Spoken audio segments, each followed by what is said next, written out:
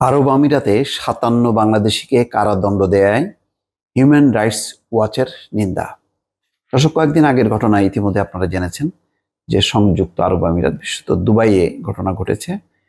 সেখানে বাংলাদেশিরা বিক্ষোভ করেছে এবং সেই বিক্ষোভটা হয়তো মানে তখনকার যে পরিস্থিতি ছিল তার একটা যৌক্তিকতা আছে। বাংলাদেশে যে নির্বিচারে হত্যাকাণ্ড ঘটেছে, অসংখ্য মানুষ হতাহত হয়েছে, সারা বিশ্বে বসবাসরত বাংলাদেশিরা ফুঁসে উঠেছে, তারা ক্ষোভে বিক্ষোভে দিশাহারা হয়ে উঠেছে, তারা পথে নেমে এসছে। তো সারা বিশ্বের সঙ্গে তাল মিলিয়ে মধ্যপ্রাচ্যের দেশগুলোতেও ক্ষোভ বিক্ষোভ হয়েছে। এখন এই ক্ষোভ বিক্ষোভগুলো একেবারে রীতিমতো গলার কাটা হয়ে দাঁড়িয়েছে, অথবা এটা একটা মারাত্মক একটা অপরাধ হিসেবে সামনে চলে এসছে, অথচ পুরো বিষয়টাই ছিল বাংলাদেশকে ঘিরে।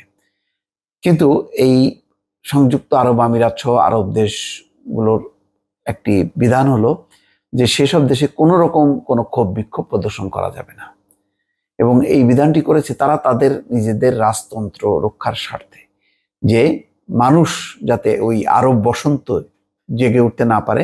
অর্থাৎ বাংলাদেশিরা বিক্ষোভ করছে, এই ক্ষোভ বিক্ষোভগুলোকে যদি তারা অ্যালাউ করে, তাহলে তাদের দেশের মানুষ যেদিন বিক্ষুব্ধ হয়ে উঠবে, এবং অতীতে বহুবার এরকম উঠেছে এবং সেগুলোকে তারা নির্মমভাবে দমন করেছে অমানবিক কায়দায়। এবং এই কারণেই আন্তর্জাতিক বিশ্ব মধ্যপ্রাচ্যের যেই শাসন ব্যবস্থাকে সবসময় নিন্দা করে, কেননা সেখানে গণতান্ত্রিক অধিকার নেই, মানুষের মৌলিক মানবাধিকার বলতে কিচ্ছু নেই।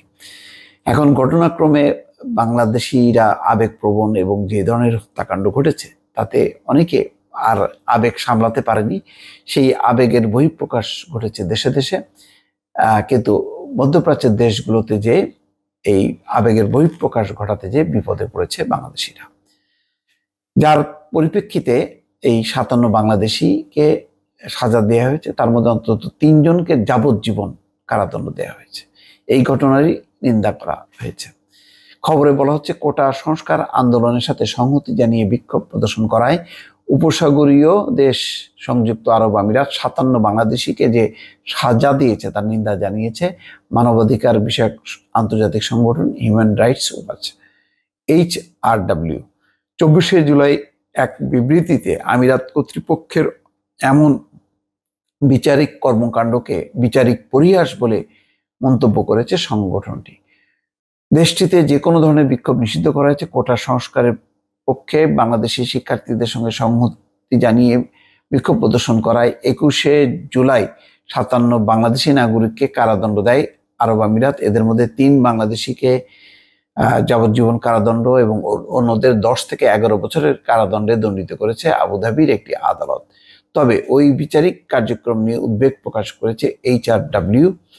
সংগঠনটি বলেছে, এভাবে বিচারিক কার্যক্রম অপমানজনক এবং ওই বিচারিক কার্যক্রম নিয়ে ন্যায্যতা ও যথাযথ প্রক্রিয়া সম্পর্কে গুরুতর উদ্বেগ রয়েছে। সংগঠনটির গবেষক জয়শিয়া এই বিচারিক কার্যক্রমকে বিচারিক উপহাস বলে মন্তব্য করেছেন।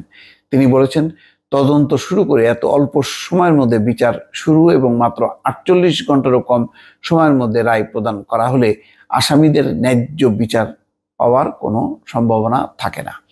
সংযুক্ত আরব আমিরাত কর্তৃপক্ষ বিক্ষোভ সম্পর্কে কিছু বিবরণ দিয়েছে। HRW বলেছে, দেশটি বেশ কয়েকটি ভিডিও প্রকাশ করেছে যেখানে আমিরাতে বেশ কয়েকটি স্থানে বিক্ষোভের চিত্র দেখা গেছে।